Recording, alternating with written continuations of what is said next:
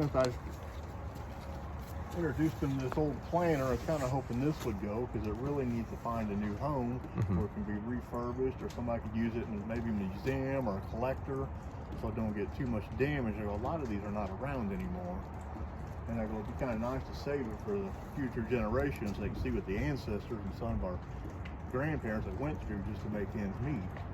So this one didn't go, but I figure it will eventually. And some of the other stuff back here is an old 48 panel truck that's been back here since I was a kid.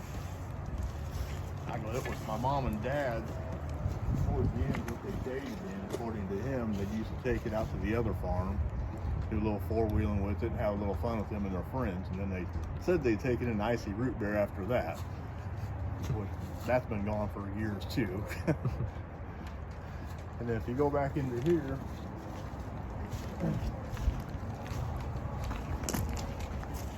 here's the area we started on.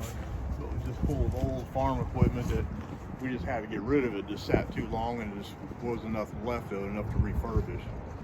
But I mean, it was an orchard here. It was full of equipment, old equipment that we'd send out 4 dumpster loads of scrap iron because it just wasn't salvageable.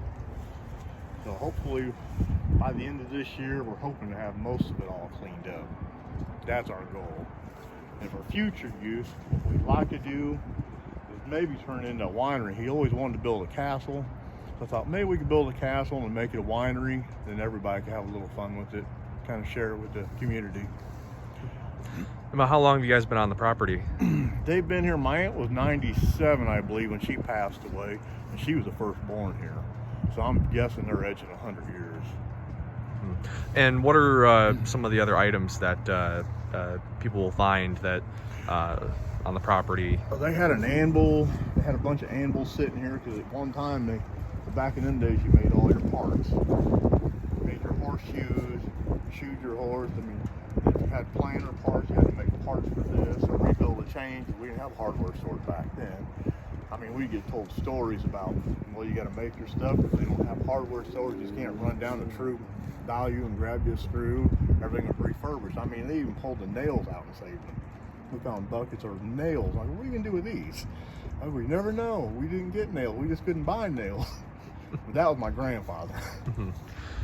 Now, Mike and Frank were here last September. Tell me about your experience. Mike and Frank showed up September, probably about 9 o'clock in the morning with the crew, introduced themselves. I mean, guys were great, easy to work with.